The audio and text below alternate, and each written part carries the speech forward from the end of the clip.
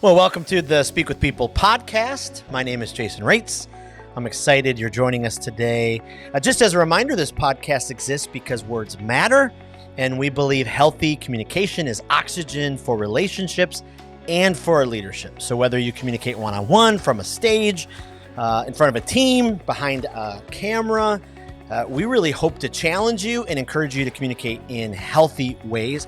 And we know that you will change your world for the better if you do. Well, I have been looking forward to this podcast for a long time because we had to rearrange some things. And so finally we got it in place. And I can't even believe it that we're already to episode 16. And so we're so grateful for all of you who listen and leave reviews and who share the podcast. I'm especially grateful for you, Mom, because I know you make up about 50% of those. But thank you so very much. Well, I'm so excited to welcome our guest to the podcast today. She's a leader that I have a phenomenal respect for, a huge admiration. And I've learned a lot, and I'm learning a lot because I'm on her weekly email. And so I get all of those and I read them through. Well, welcome April Diaz to the Speak with People podcast. Oh my gosh. Not once, not twice, but thrice times have we tried to do this. And now we are here. And now we're here and we're doing it. We persisted. We did it and we're going to make it happen. And we are on opposite ends of the country. So you're on the far left, I'm on the far right. And so we're making this happen across the entire nation. All the time zones of the country. We are here. Well, that's not true, but a lot but of we're doing it. Zones. So we're doing it. We're here. Thank you. We're here. I was thinking back to the other day. I think we've known each other. It's like 20 years now. It's real close to that, which is impossible. It really is impossible because I don't feel like 50 is just a few years away, but that is for me. I know you're coming up on 29, 7 years. But yeah, it's 7 years away for me. So I got some more time. I'm in my early 40s. I love it. I can't believe that though. I remember when we reconnected over the summer and I asked you to be on the podcast and you remembered like our first, like we were both at like a gathering of leaders and we're sitting at a table and you remembered that. I did. And we were having breakfast together. Yeah. You even remembered the specifics. And I was blown away. I was like, well, goodness, I don't know. We should be probably more BFFs than we are now. So, hey, there's always time, and we're starting today. There you go. Okay, well, let's dive in. Tell us a little bit about yourself, where you're from, your family, what you do, all that good kind of stuff. Yeah. Okay. So I currently live in Orange County, California. So Southern California. It's the place to be. It's December the 6th as we record this. And it's a very chilly 60 degrees here today, which is why I'm wearing a sweatshirt. It doesn't get much colder than that. My children, when they go to school, and when it's in the 50s in the morning, they're like, do we wear snowsuits? Like, it's so cold. Right. We lived in the Midwest for a couple of years when they were younger, and they look back on pictures and they're like, I don't know how we survived that. And I echo that. I don't know how we survived that either, which is why we're back in Southern California. But I am actually from a very small town in central Illinois. It's about a 12,000 person farming community. That is where both sides of my extended family are from. So I'm a Midwestern girl at heart, but I think I was meant to live in Southern California. This is home for us in every way, shape, and form. I am married to my high school sweetheart. We've been married for now 21 years. Our marriage is legal drinking age. And we have 3 kids, 14, 12, and 10. Our oldest 2 are adopted from Ethiopia, and they've been home now for almost 12 years. And then our youngest is kind of a surprise miracle bio baby. So all 3 kiddos, I don't know how all 3 kids really should not be here for all extents and purposes. And they're all miracles, and they are all ours. So 10, 12, and 14 are their ages. People always are like, oh, that's a perfect age for kids. But Jason Raitz, we became parents and we went from 0 to 3 kids in 15 months. Wow. So it was a lot, and it's continued to be a lot. That's the family side. That will push you. That will really push you. You learned a lot. We said in the first 2 years of parenting that we had 3 rules. One was get shit done. Number 2 was don't let anyone die. And number 3 was love each other as best we can. And that's really the only 3 things. If we could accomplish those in the day, it was a good thing. So On the work side, on the like vocation side, I am a founder, CEO of a company called Azer & Co.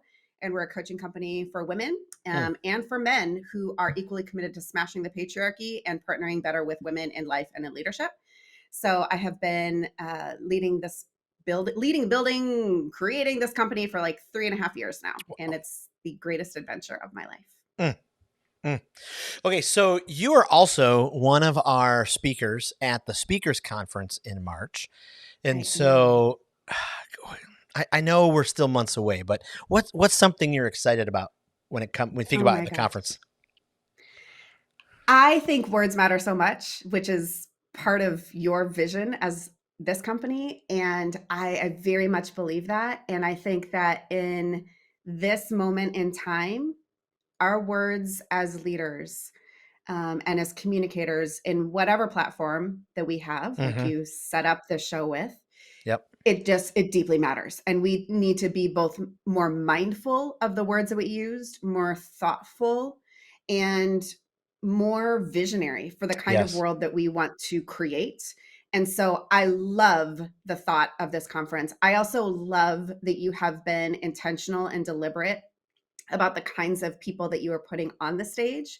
So as a woman, as a mother of children of color, as a wife to a person of color, like my world is very diverse. And so that's incredibly important to me. And anytime I say yes to something, it needs to match that value of diversity. And so to see that you are doing that with this conference and really helping people to pay attention to voices that have been previously historically marginalized, it matters as much as the words do. The presence does as well. I love that. Okay, well let's dive into today's episode where we want to really dive into coaching and the coaching experience and what happens in our lives as leaders when we're coached. And so you do this. I mean, you do this a lot for people. I know in my life, the season that I had a leadership coach, when it was the best season that I've ever had. It was over the course of a year. I just think through just having that voice in my life and the goals that I was able to achieve, the steps I was able to take with my personal health, with my family. Oh my goodness. So this whole episode, we're just diving into this. So when it comes to coaching, what's the best coaching experience like you personally have been through? Why was it so meaningful? What did it do for you? I just love to start there. Can I give you two? Absolutely. Okay. So the first one was my very first experience with coaching, which was back in 2005. And I had never heard of coaching before. I had never experienced it, obviously. And I got connected to this coach who literally is a world-class coach. She's the 23rd person in the history of the world that's ever been inducted into the U.S. Tennis Pro Hall of Fame. He literally has changed the game of coaching and changed the game of tennis. So he worked with me for a year. And I have told him countless times over the last 20 years now, he changed the trajectory of my life. I would not be the same human today were it not for Dr. Jack Grapple. Wow. And that year, he worked with me across my whole life in leadership. It wasn't just like how to learn a new skill or, how to achieve like write a book or something like that. Like it was very much internally driven to how it then played out in my life and in my leadership. And so we talked about physical and emotional and spiritual and relational, everything. And rest and recovery was kind of the biggest one for me. So that was so significant because it changed the trajectory of your life. And, when you change your trajectory, you end up in a different location over time. Even if it's a 1-degree shift over time, that lands you in a completely different place than if you had not shifted trajectories. So Jack Grapple, unequivocally changed my life. And we are still very close. I adore him. He's an incredible man. The other one is just recently, this fall, I signed up for a coaching intensive experience. It was a 90-day accelerator program with a female entrepreneur who coaches women to build 7-figure companies. Oh, wow. And I have never paid so much money in my entire life for anything in my whole entire life, other than buying a house or a car. Right. I spent so much money And I did it because I believe in our mission, Mm, and I believe that it is directly connected to my ability to lead it well.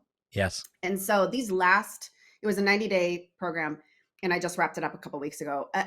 It has, again, changed the trajectory Wow. of my company Wow. and internally changed me as a CEO in ways that I didn't even anticipate when I first stepped into it. So I practice what I preach. I have had a coach consistently in my own leadership for the last decade plus, because I believe so much in it and what it can do for us. Wow.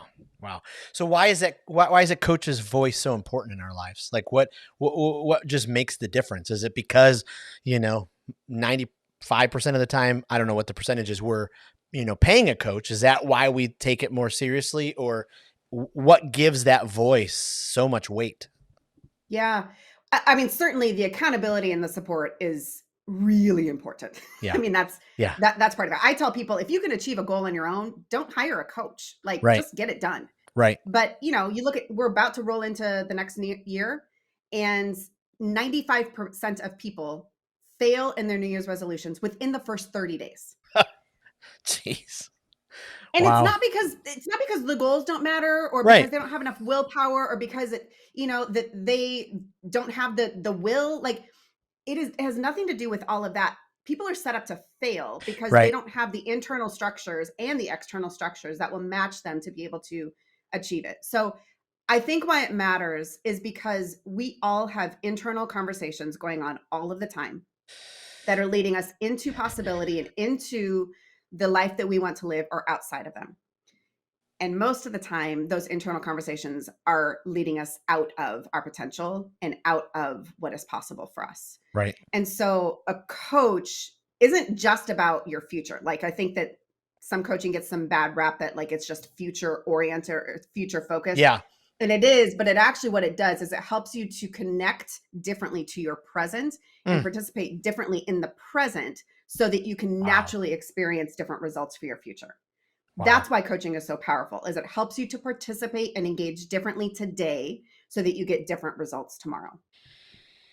Wow. Boy, that's phenomenal.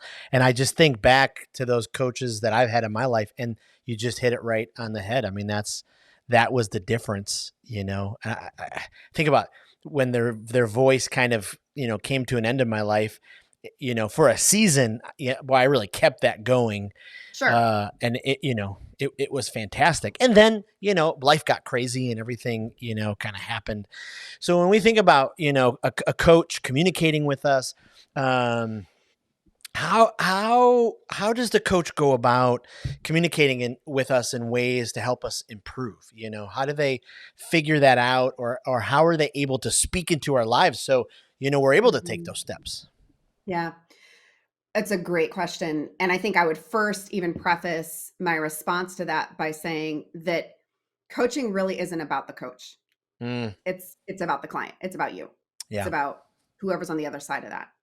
So a coach who knows what they're doing is not actually about using their own voice. Mm, But when I coach someone, I see my responsibility is listening to what the other person is saying and not saying, and reflecting it back to them to see if that results in, if that's going to give them the results that they want, and if that reflects the kind of person they want to become and the kind of results they want to have in their wow. life and in their leadership. So I don't give people advice. I don't tell people what to do. Mm, None of that, because ultimately then that is about me and it's not about right. them. Right.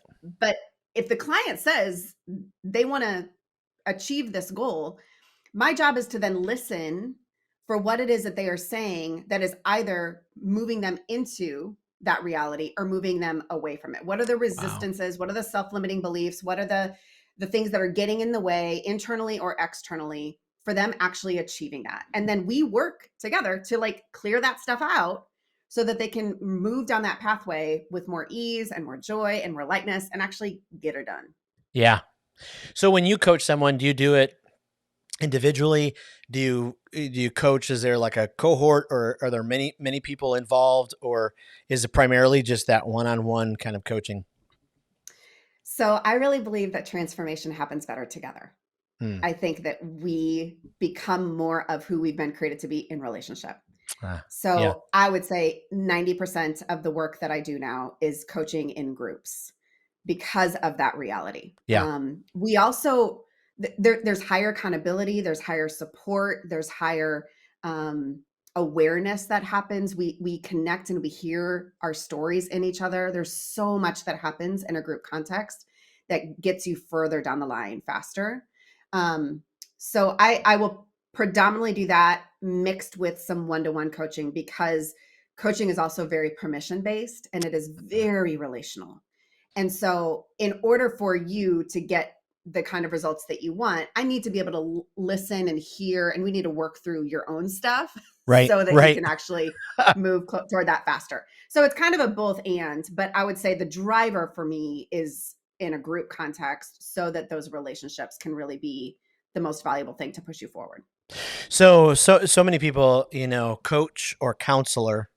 And so, the counselor's helping me work through issues and the deep stuff. The coach is, helping me really like achieve, strive, succeed.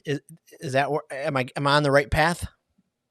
Yeah. So we talk about 3 guides that every leader needs. And I would say you don't need all 3 at the same time, because that's Yeah. pretty overwhelming. It's a lot of work and it's a lot of money. But I think that every leader needs these 3 different guides in place so that at different points in time they can activate them. So I think you do need a therapist, because a therapist is really past oriented. It's a healing science. Yeah. And it is arranged so that you can deal with past traumas, hurts, childhood, family of origin, all that kind of stuff, to really move beyond like what's holding you back into the past. Yeah. I would also say a spiritual director, or somebody who kind of can meet you in the present and help you Yeah. to see God and yourself and the world in a different way. Yep. And help you really anchor into like what's going on for you right here, right now. And then a coach is future focused. So it's, where is it that you want to be 90 days down the road, 6 months down the road? And then how do we flip that so that I participate again differently today so that I can naturally receive those results, 3 months, 6 months down the road? And a coach is much more results driven, they're action oriented, Yeah. and they are about like the future and who you are becoming and what you're going to achieve.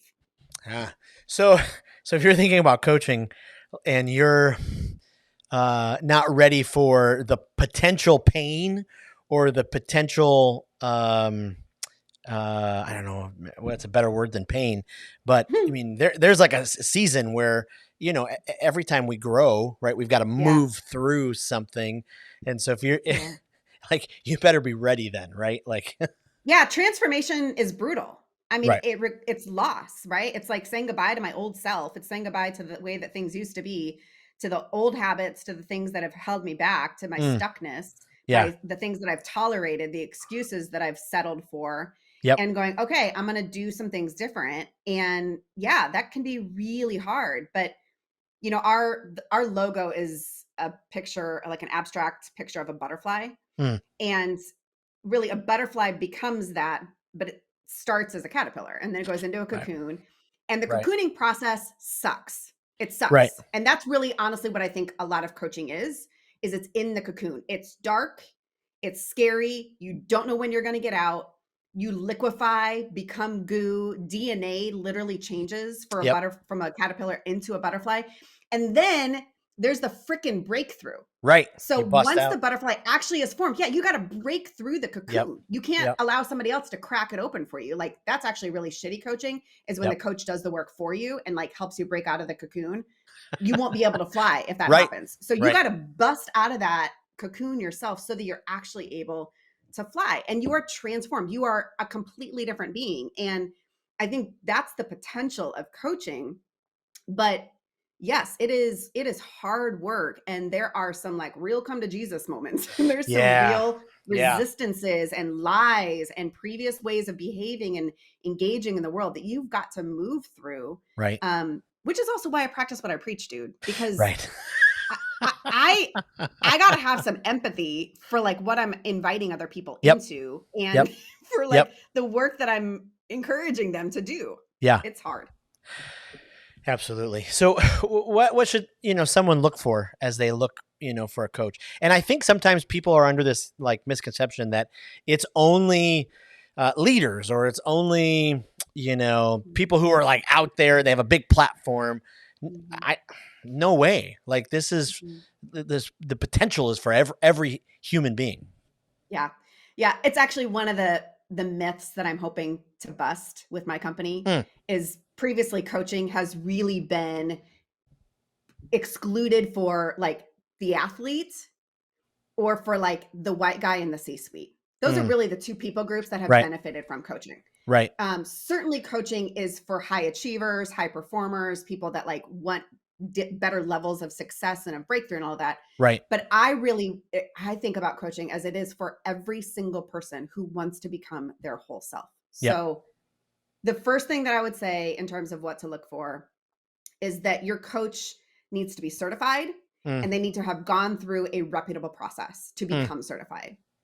Because just like we were talking about therapy, like you would never go to a therapist's office who like just got a degree in like Right. 5 hours off of a website and like Right. read a chapter out of a book because you're like, Oof. no, that's dangerous. Like that's Right. really risky. And there's a lot of bullshit coaching out there. Yeah. Honestly, Yeah. it's bad. It's like the wild, wild west. So I would say you need to choose somebody who has done their work and who has Yeah. done the training, and isn't just positioning themselves as an expert in their field. Yep. Those are called mentors, and those are really valuable to have. Yep. But that's a mentor who's saying, like, do what Exactly. I've done and follow in my path. Coaching has nothing to do that. I have coached people to do things that I have zero experience in and no expertise. I have coached people in all sorts of sectors that I've had no interaction with because Right. it's not about me. It's about the developmental science of transformation and of Yes. coaching. So Yep. look for somebody who's done that kind of work and who has that kind of training. Yep. And then I would say because it is permission based, you need to have a sort of a trust connection. You need to be able to like them, trust them, have a sense that like they know what they're doing. Mm. Because even though it's not their voice and it's not their advice or it's their expertise that is guiding you, that you still need to be able to crack yourself open to Yeah. this person in a really vulnerable way so that you can move beyond some of the mindsets and self-limiting beliefs and hindrances and resistances that have kept you where you're at, Oh because yeah. those are not the things that are going to serve you moving forward. Right. So I would say those are kind of the most important things that I would say to look for. Yeah. No, that's huge. That's huge. Okay, so we kind of did a quick deep dive into coaching, but because I have you and we have a little bit of time left, I just wanted to ask you, how can we continue? I mean, in whatever environment you're in, to keep improving, geez, really raising the value of women's voice and leadership. I mean, you talked about your company earlier, kind of smashing the patriarchy. Like, how do we continue in, in whatever place we are, just raising the value of that and pushing it forward, so we get to a place where it catches up. Yeah. Thank you for asking that.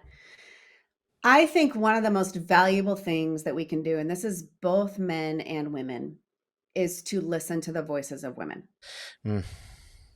About 12, 14 years ago, maybe more, I decided that I was going to listen and read mostly, almost exclusively, women and people of color.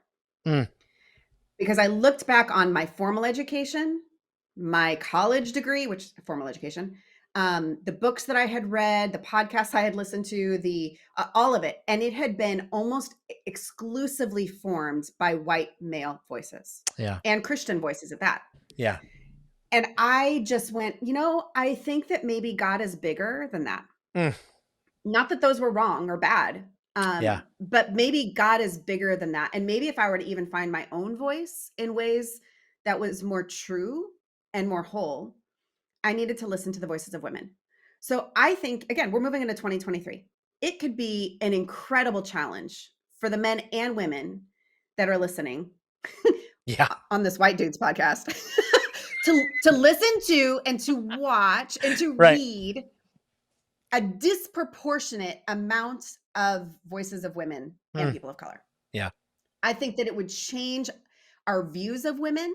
I think it would change our interactions with them. I think it would change what we notice in language and in power structures and in opportunities that are given to women. It would change so very much on a heart level, on a behavioral level, on a leadership and structural level. But it has to start internally, and it has to start with me. Yeah. Wow. Wow. Not simple, but I think it's No, important. absolutely. I think back in my own life, I mean, I don't know where I'd be without the voice of women and their leadership in my life. You know, my mom has been incredibly influential. My mom is someone who grew up in a very abusive, Mm, um, you know, her parents, her dad was abusive, you know, to both her and her mom. And then she grew up in the city of Detroit. Like one of my mom's memories is in '67 when the riots were happening and the mm, National Guard came. And so she grew up, you know, having to learn wow. race, you know, at a very young age.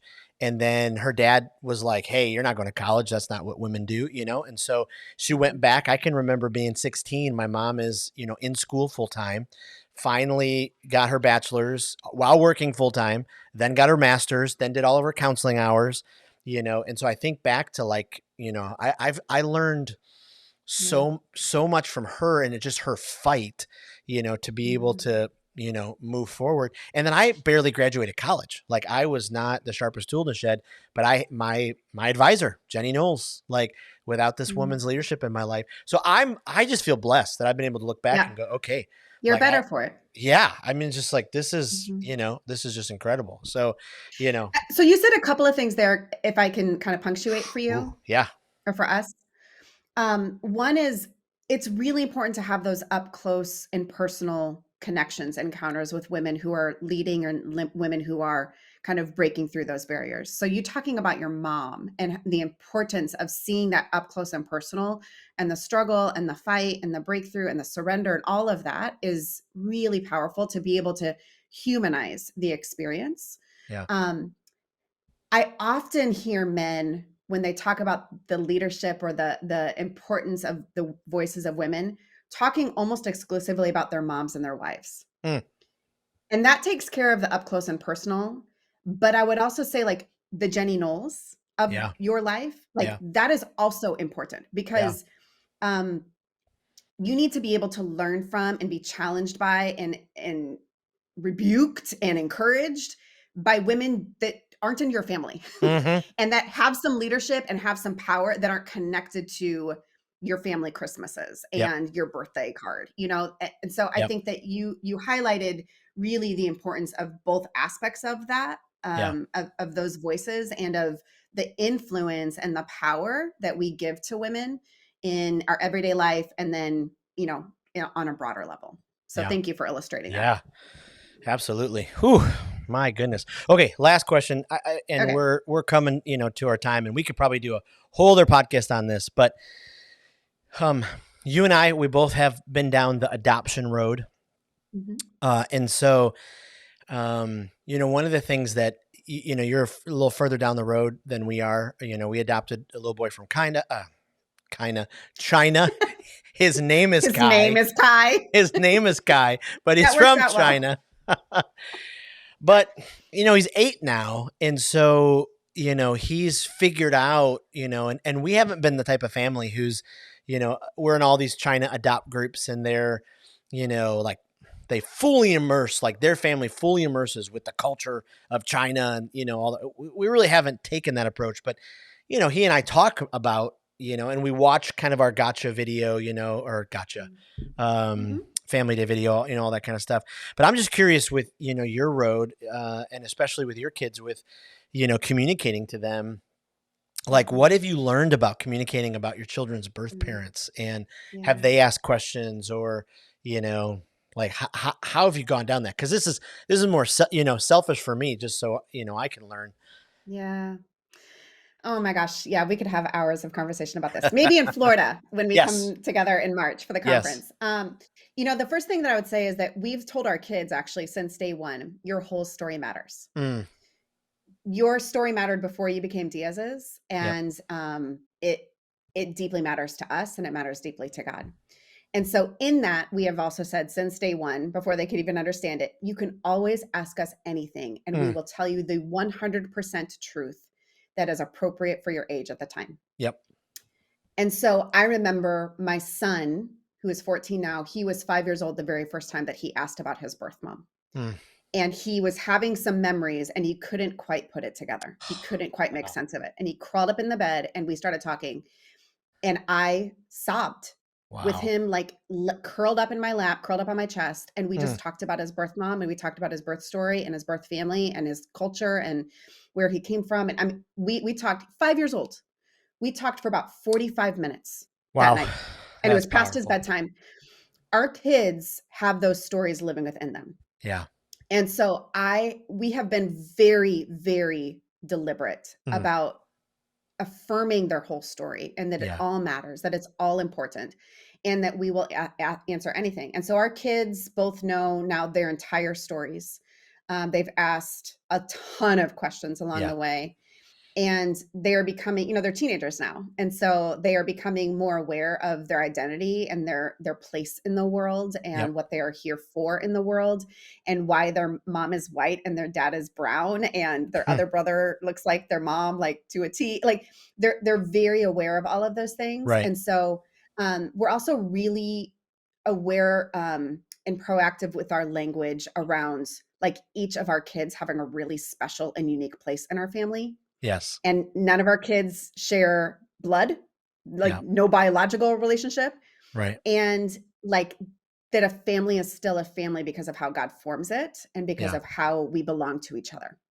And so we talk about that kind of stuff ad nauseum. I mean, we talk about race in our family probably 5 or 6 times a week because we're a multicultural, multiracial family. We talk about adoption every single week. We talk about, sexuality and bodies. I mean, it's all out there all the time because it just, our language, like what we say matters, can be talked about. What we open up can be discussed. And so it's all open. Right. It's all out there. And if you don't, they're going to learn it on their own or at school from somebody else's vantage point and perspective. And so I just applaud that, especially as parents. I mean, both of us, working and serving with parents for so long in our past careers, just cannot push parents enough to actually just communicate. You don't have to have all the right answers. Just listen and, do the absolute best you can. My goodness, my friend, this was so rich, so powerful. I mean, I laughed. You can't see, but my eyes are tearing up. So I just really value this conversation a ton. Before I let you leave, let me just do a couple super rapid fire questions. People can kind of keep getting to know you. Favorite restaurant on the planet? Javier's. It's a Mexican restaurant in Southern California. Best Mexican food. Love it. I might have to try it. I might be out your way the first week of February, so I'll have to remember that one. Second question, what is the best book you've read this year? We Should All Be Millionaires by Rachel Rodgers. We Should All Be Millionaires. Okay. And then one place on planet Earth you can't wait to visit. The Maldives. Oh, okay. I very much resonate. Where can people find you? Like, where's the best way people can go and get more information about what you do and who you are and all that? Personally, my Instagram is probably the best place. April L. Diaz. There's 2 L's there. And then for my company, azerandco.com would be the best place. Okay. And we'll link that in the show notes and do all that kind of stuff. Well, thank you so much, April. Thank you to our audience for joining us. Thank you every single time you listen and download and share. This was so rich, and so I just appreciate it. Before I let you go, I just want to remind you, we talked about it in the podcast, but the Speakers Conference is just around the corner. One of the absolute great things about the Speakers Conference is that you will actually be able to sit down and have conversations with our speakers like April. And so what I'm really excited about is that after most of the sessions, there'll be a speaker panel, and so the speakers will be able to get up there. And so you'll be able to just ask them those questions. Hey, I'm walking into this type of scenario. What we do, whatever it is, I just can't wait for you to be able to experience that. Make sure you check out the website, thespeakersconference.com, March 21 to March 23 in 2023, Clearwater Beach, Florida. So can't wait for you to do that. Thanks again for being a part of the podcast. Thanks for sharing. Thanks for leaving a review. Again, this podcast exists because words matter, and we believe healthy communication is oxygen for your relationships and leadership. So whether you communicate one-on-one, on a team, from a stage, behind a screen, we hope that this podcast challenged you, encouraged you to communicate in healthy ways. Thanks so much for joining us. We cannot wait till next week, and we'll see you then. Thanks so much. Bye.